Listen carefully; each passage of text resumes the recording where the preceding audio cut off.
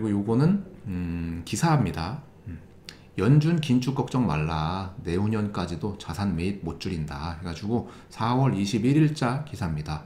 요거 이제 조셉 라보그나 전 백악관 NEC 수석 이코노미라는 분은 바이든 정부 때 있었던 분이 아니라 전이죠. 트럼프 때 있던 분인데 연준에서 지금 돈 풀기를 해가지고 시장에 돌고 있는 이런 것들을 매입하는 거. 여기 나오는 자산이 부동산이나 뭐 이런 게 아니고요. 시장에 돌고 있는 채권 같은 증서를 매입하는 것을 멈출 수 없다. 즉 돈을 계속해서 뿌린다. 요게 이제 요거에 뭐 길게 나왔지만 핵심입니다. 돈을 뿌리는 걸 멈출 수 없다. 인플레이션이 조금 오겠지만 그렇다고 해서 멈출 수 없다. 그래서 그 다음 기사 역시나 4월 21일 기사인데 인플레의 역습 미 스팸 콜라 화장지 기저귀값 줄줄이 오른다. 여기 뭐 P&G라는 회사인데 한 번씩은 다 써보셨겠죠. 전부 다 가격을 올린답니다. 언제부터? 뭐 9월인가부터 올린다고 하죠. 가격은 9월부터 한 자릿수 중반대 올리기로 했다. 인플레이션이라는 거는 이런 실물 물가 가격이 상승하는 것도 인플레이션이지만 제 방송 몇 번 보셔서 아시면 아셨죠. 시중에 돈이 많다는 건 그만큼 화폐 가치가 떨어지고 있다. 물가가 먼저 오르고 이후에 장사가 잘 되면 사람의 임금을 올려주고 사람을 더 뽑고 하는 뭐 이런 선순환이 일어나겠죠.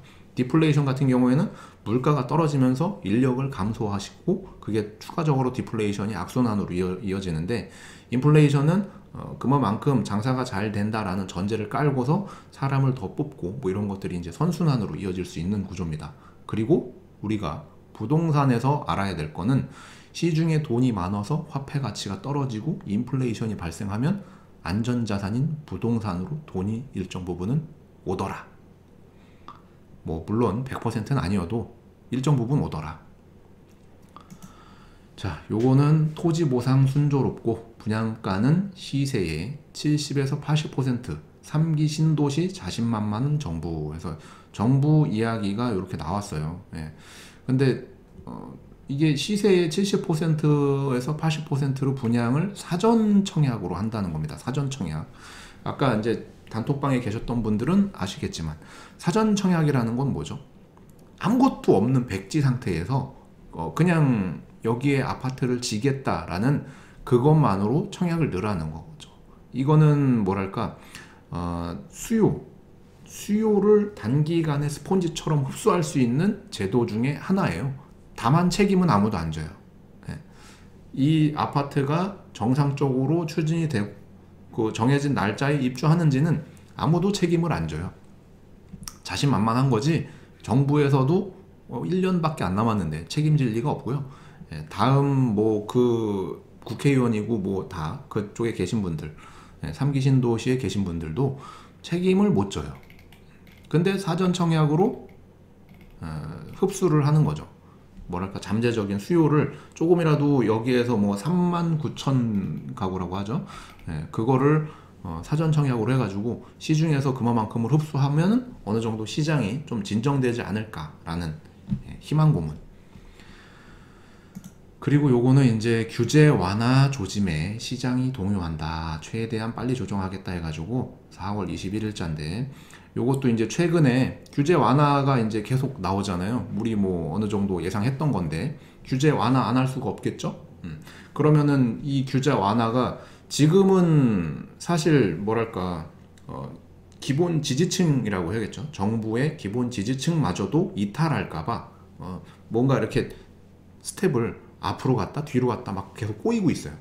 왜냐면은 당장 선거를 치러야 되시는 분들하고 기존에 뭔가 이렇게 뭐 장관직이건 뭐건 하셨던 분들하고 심리적으로 뭐 마음적으로 영향이 너무 틀리잖아요. 이분들은 뭐 이미 한번 한 거고 국회의원이나 다른 분들은 한 번 더 해야 되는데 지금 완전 상황이 안 좋으니까 한 번 더 하셔야 되는 분들은 민심에 관련된 뭔가 완화 정책을 내놓고 국가 이제 청와대 쪽에서는 그게 아니다. 우리가 하던 일은 그냥 계속 할 거다라고 하지만 저번에도 말씀드렸지만 혼돈이다. 혼돈. 아무것도 앞으로 나가지도 뒤로 후퇴도 뭐 아무것도 안 되는 이 1년 이 기간이 뭔가 정책적이 됐건 뭐가 됐던 간에 혼돈의 시간이다. 혼돈의 시간 중에서 누구한테 어떻게 타겟이 정해져 가지고 그걸로 뭔가 여론이 조성되는지를 봐야 될 겁니다. 그래서 뉴스를 이렇게 보는 이유가 과연 이 혼돈이라는 거는 뭐 어디로 튈지를 모르잖아요. 현재는 뭐 너가 미우니까 너가 해라 라는 식으로 한 거지만 그게 아니고 여기에서 뭔가 내가 그거라고 한 게 아닌데 야 너 머슴 그렇게 일하라고 뽑은 게 아닌데 야 그럼 딴 머슴 뽑아야지 이렇게 될 수 있으니까 서로 입 조심하고 서로 조심하고 뭐 오세훈 시장도 처음에는 규제 다 푼다고 했다가 다시 쑥 들어갔죠. 또 그러면서 또 자기가 했던 말은 또 지켜야 되니까 뭐 한다고 했다가 안 한다고 했다가 좀 완화한다고 했다가 강화한다고 했다가 토지거래 허가구역으로 묶는다고 원래 다 토지거래 허가구역이었는데 뭐 그런 것들 혼돈의 시간에서 우리는 어떤 정책들이 나오는지를 보고 그거에 맞춰서 움직여야 되다 보니 지금 뭐랄까 좀 무주택이신 분들은 좀 이 혼돈이 어떻게 보면 심리적으로 굉장히 불안하죠. 어떻게 될지 모르겠지만 부동산이 자꾸 꿈틀꿈틀하니까. 근데 기존에 뭔가를 자산을 형성하셨던 분들 같은 경우에는 지켜보면 되는 거예요. 왜냐면 지금 강화 쪽보다는 완화 쪽으로 많이 이야기가 나오고 있으니까 이건 이제 지켜보고 나서 행동을 해도 지금이나 나중에 지켜보고 하나 결과적으로는 뭐 큰 차이는 없을 것 같습니다. 그래서 이런 뉴스들을 보고 지금이 혼돈이고 어디로 갈지 좀 보자. 자, 그리고 이제 뭐 사전 청약 관련해 가지고 예전 이런 뉴스들도 제가 좀 봤어요. 몇 년치를 기사만이라도 쭉 읽어봤는데 그 중에 요거 3차 보금자리 사전 예약 본청약 최고 4년 편차회 이게 2010년도에 나온 기사입니다. 여기가 이제 뭐 분양하는데 본청약이 4년이래요. 그러니까는 3기 신도시로 따지면 사전 청약이 뭐 당장 다음 달에 진행을 해도 본청약이 4년 이후예요. 그럼 그 4년 동안에 어떻게 되는 거죠, 이게? 저는 이것 때문에 사전 청약을 왜 하는지를 잘 모르겠어요. 내가 사전 청약을 넣고 4년 여기서는 2010년도에는 4년이었잖아요. 그러면은 지금 3기 신도시가 이게 토지 보상이 다 되는지 안 되는지도 모르고 한 상황에서 사전 청약을 넣고 그냥 기다린다. 근데 내가 살고 있는 전셋값은 오를 거고 그리고 주변의 집값이 만약에라도 더 오르면은 물론 주변 시세의 70%에서 80%에 분양한다고 했으니 당첨되면은 어느 정도 시세 차익은 볼 수 있겠지만 될지 안 될지 모르잖아요. 이 기간이. 그래서 이 사전 청약은 희망 고문이다. 그리고 예전 강남이나 이런데 이제 보금자리 같은 게 사전 청약으로 진행해가지고 좀 더 정책적으로 빠르게 될 수 있었던 것 같은 경우에는 로또가 될 수도 있었는데 그때 당시에도 굉장히 미분양이 많았던 걸로 그런 기사들이 나오죠. 그러니까는 시장 분위기가 안 좋은 상태에서 이때는 사전 청약까지 했던 거라 분위기가 더 안 좋았지만 지금 시장 분위기가 뭔가 이렇게 관망하는 분위기 속에서 사전 청약을 넣는다. 그럼 3기 신도시 관심이 없으니까 다들 잘 안 보셨잖아요. 3기 신도시들은 평택에 관심이 있으니까 잘 안 보시는데 이 수요층이 3기 신도시 쪽으로도 빠져나간다. 왜냐하면 그분들이 밀려 내려오다가 보면 평택까지도 올 수 있는 거거든요. 뭐 예를 들어서 그냥 편하게 4만 세대라고 그러죠. 4만 가구가 사전 청약으로 분양을 하면 사실 그 중에 10분의 1이라도 평택으로 오면은 수요가 증가되는 건데 이런 식으로 사전 청약이라고 해가지고 뭔가 젊은 세대들한테 미리 수요를 잠재우려고 하는 그리고 책임은 안 지고 이런 거는 사실 좀 아니지 않나? 이런 생각이 들어요. 그래서 단톡방에서도 말씀드렸지만 지금 정부에서 하려고 하는 거는 차라리 후분양을 해가지고 집을 확 고덕 같은 데다가 막 다 지어가지고 일시에 후분양을 하면은 저절로 가격이 단기간에 조정이 될 텐데 또 그거는 건설사에서 이윤이 안 나오니까 안 하고 뭐 이러지도 저러지도 못하는 상황. 이 혼돈의 상황, 분상제 그리고 조정 대상 지역, 투기 지역, 토지거래 허가 구역 등등등 많은 부동산을 이렇게 누르고 있는 걸로 인해서 정말로 부동산이 떨어지기를 바라는 걸까? 만약에 부동산이 떨어지면 어떻게 되는 건가? 그러면은 과연 누가 좋은 건가? 좋을 사람이 없다. 중상층이 무너지고 오히려 경제적으로 안 좋다. 왜냐면은 내가 4억 주고 산 집이 5억이 되면 당장 그걸 팔아서 시세 차익이 나야 나한테 돈이 생기는 건데, 그게 아니라 기분이 좋으니까 소비를 해요. 4억짜리 집이 8억이 되면 이걸 팔아야 내 돈인데 그냥 그 집에 살고 있으면서 4억을 번 거 같은 기분으로 인해 외식이라도 한 번 더 합니다. 치킨이라도 피자라도 한 번 더 사 먹어요. 심지어는 차도 바꾸고 뭐 와이프 백이라도 하나 더 사주겠죠. 그러면은 그렇게 해서 경제가 돌아가기를 원하는 걸까? 아니면은 정말로 부동산이 쭉 하락하기를 바라는 걸까? 요거를 지켜봐야 되잖아요. 근데 저는 어느 정권이 정권을 잡든 간에 부동산을 하락시키려고 하는 거는 사실 내재되어 있지 않다. 사실 그 속내는 일정 부분 부동산이 유지되거나 또는 상승하기를 원하고 있다. 자, 돈 빌려 집 산 사람들은 패닉 상태. 야, 제목. 돈 빌려 집 산 사람들은 패닉 상태입니다. 언제? 2010년도 7월 1일 날. 여기에 이제 각계 전문가들이 이때 당시에 이제 트위터라는 거, 이렇게 SNS 있죠. 거기에서 토론을 했대요. 부동산이 폭락한다라는 거에 대해서 토론을 했답니다. 2010년도에. 보면은 뭐 30일 김광수 경제 뭐 해가지고 부서장이 제안하고 뭐 미디어 오마이뉴스 등등 각종 해가지고 나와가지고 한 게, 이날 참가자들은 사상 최대 수준으로 불어난 가계부채 원인이 부동산 가격 급등에 있으며 이미 감당하기 어려운 수준이라는데 문제의식을 같이 했다. 야, 이거 자주 듣죠, 이런 얘기. 이거 2010년도 기사고 각계 전문가분들이 그때 얘기한 겁니다.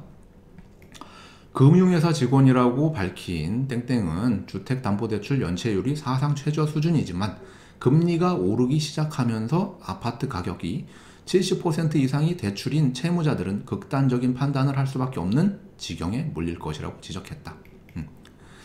뭐 요런 것들, 여기에 쭉 요 각계 뭐 이렇게 엄청난 전문가분들이 얘기를 하셨어요.